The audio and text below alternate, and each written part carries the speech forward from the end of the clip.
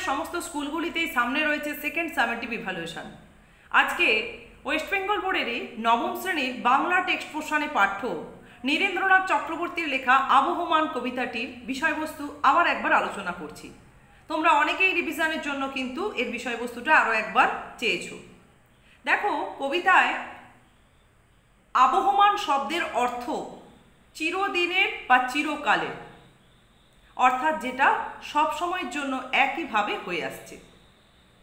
আমরা সাধারণত দেখি যেটা আমাদের জন্মস্থান বা জন্মভূমি, যেখানে আমরা জন্মের পর থেকে লালিত পালিত হই, সেটা যে রকমই স্থান হোক না কেন, শহর গ্রাম যাই হয়ে থাকুক না কেন, তার প্রতি আমাদের একটা আলাদা আকর্ষণ বা একটা নারীর সম্পর্ক তৈরি হয়।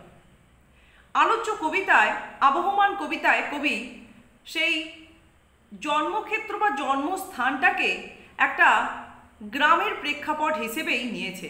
অর্থাৎ যে সমস্ত মানুষ গ্রাম্য পরিবেশের প্রেক্ষাপটে জন্মেছেন বা জন্মানোর পর থেকে সেখানে স্নেহ, ভালোবাসা, মায়া, মমতা দিয়ে সেই পরিবেশ বা প্রেক্ষাপটের সঙ্গে নারীর সম্পর্ক ধীরে ধীরে নানান স্তরে স্তরে গড়ে তুলেছেন।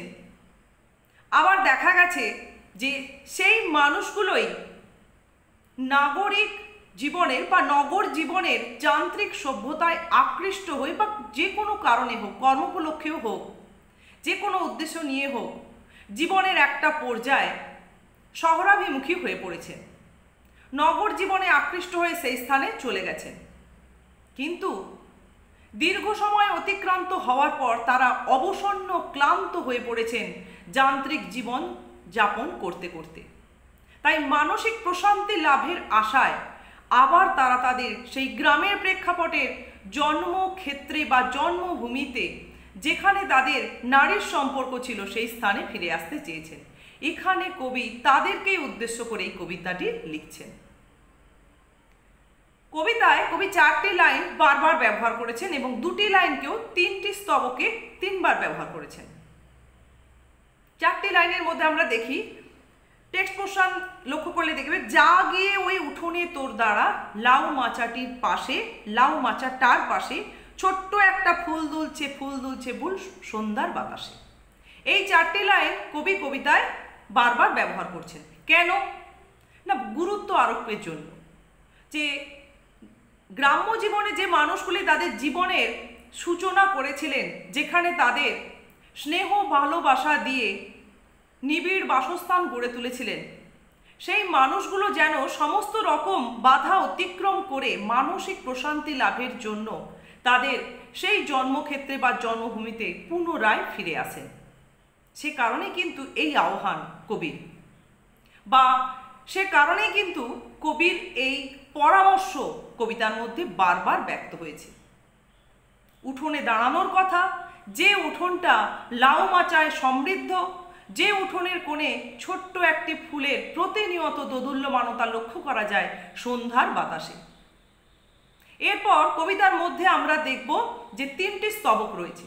3টি স্তবকের মধ্যে প্রথম স্তবকে মূলত কবি আমরা জন্মসূত্রের যে গ্রাম্য প্রেক্ষাপটে ধরো জন্মেছি, সেই প্রেক্ষাপটের সঙ্গে কিভাবে স্নেহ, ভালোবাসা, মায়া, মমতা দিয়ে নিবিড় অনুরাগে একটি বাসস্থান, শুধুমাত্র ইট কাঠ পাথরের বাসস্থান নয়, এটা একটা নিবিড় বাসস্থান, স্নেহের, ভালোবাসার বাসস্থান, যার সঙ্গে একটা নারীর সম্পর্ক গড়ে ওঠে, সেই বিষয়টি উপস্থাপন করেছেন।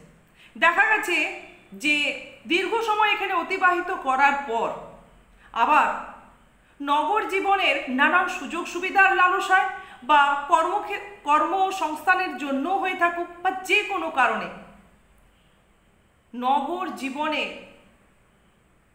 অভিমুখী হয়ে পড়েছেন সেই সমস্ত মানুষজন, বা শহরাভিমুখী হয়ে পড়েছেন। প্রথম স্তবকে আমরা মূলত এই বিষয়টাই পাব। আরও সেই সঙ্গে ব্যক্ত করছেন এই স্তবকে যে সেই মানুষগুলো যান্ত্রিক জীবনের যে যান্ত্রিকতা বা ক্লান্ত, অবসন্ন হয়ে পড়া, সেখান থেকে মুক্তি পাওয়ার জন্য বা মানসিক প্রশান্তির আশায় সেই জন্মভূমির বা ভিটে মাটির হাওয়া মাটিকে ভালোবেসে পুনরায় সেখানে ফিরে আসার ইচ্ছা প্রকাশ করেছেন বা ফিরে আসতে চেয়েছেন। কবি এই ফিরে আসার প্রবণতাটাকে অব্যাহত রয়েছে চিরকালের জন্য, বা এই ফিরে আসার প্রবণতাটাই যে আবহমান প্রথম স্তবকে তুলে ধরতে চেয়েছেন। যে কারণে প্রথম স্তবকের শেষের দুটি লাইনে রয়েছে যে ফুরায় না তার কিছুই ফুরোয় না, নোটে গাছটা বুড়িয়ে ওঠে কিন্তু মুড়োয় না। ফুরোয় না, ফুরায় না নয়, ফুরোয় না। এখানে প্রথম স্তবকে এই দুটি লাইনকে এই উদ্দেশ্যে ব্যবহার করছেন যে মানুষের গ্রাম্য পরিবেশ প্রকৃতির প্রতি আকর্ষণটা আবহমানকালের।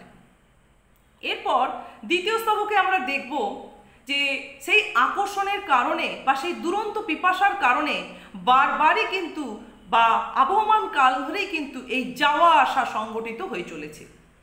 গ্রাম্য পরিবেশে বড় হওয়া মানুষগুলি যে কোনো কারণে হোক শহরাভিমুখী হচ্ছে, আবার নিজেদের মানসিক প্রশান্তি লাভের কারণে সেই ক্ষেত্রে পুনরায় তারা ফিরে আসতে বাধ্য হচ্ছে দুরন্ত পিপাসা নিয়ে।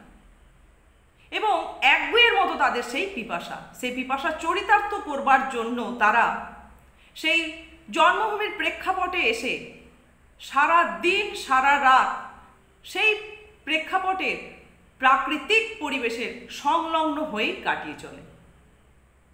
সেখানে কি করছে না, সারাটা দিন আপন মনে ঘাসের গন্ধ মাখছে আর সারা রাত আকাশের তারায় তারায় নিজের স্বপ্নকে এঁকে চলেছে। এই একগুঁয়েমিতা বা এই দুরন্ত পিপাসারও কোনো শেষ নেই, এর কোনো বিরাম নেই, এটাও কিন্তু আবহমান। শেষ স্তবকে কবি বোঝাচ্ছেন যে যে প্রেক্ষাপটে কথা এখানে রয়েছে, যে গ্রাম্য পরিবেশের প্রেক্ষাপটে মানুষগুলি জন্ম থেকে লালিত পালিত হয়ে নিবিড় অনুরাগে বাসস্থান গড়ে তুলেছে, নারীর সম্পর্ক অনুভব করেছে, ছেড়ে গেলেও আবার যেখানে ফিরে আসতে চেয়েছে বা ফিরে এসেছে, সেই প্রেক্ষাপটে কিন্তু অনেক প্রতিকূলতা, অনেক সমস্যা, অনেক দুঃখ যন্ত্রণা রয়েছে। যে দুঃখ যন্ত্রণার কিন্তু কোনো বিরাম নেই, নিরসন হয় না কখনো, সেগুলো কিন্তু কখনোই বাসি হয় না। কিন্তু সেই প্রেক্ষাপটের প্রতি যে একটা নির্মল আকর্ষণ, স্নিগ্ধ আকর্ষণ প্রতিনিয়ত অনুভূত হয়ে চলেছে, যা যেন প্রতিনিয়ত কুন্দ ফুলের হাসির মধ্য দিয়ে ব্যক্ত হয়েছে। এখানে ঠিক একইভাবে সেই প্রেক্ষাপটে সূর্যের উদিত হওয়া, অস্ত যাওয়া বা সন্ধ্যার সময় স্নিগ্ধ নদীর হাওয়ার প্রবহমানতার কোনো বিরাম নেই, এটাও কিন্তু আবহমান, এটাও কিন্তু চিরকালীন। তাই এই স্তবকেও আবার কবি সেই দুটি লাইনকে ব্যক্ত করলেন, যেটা কোনোভাবেই কখনো পরিসমাপ্ত হয় না, যার সমাপ্তি নেই।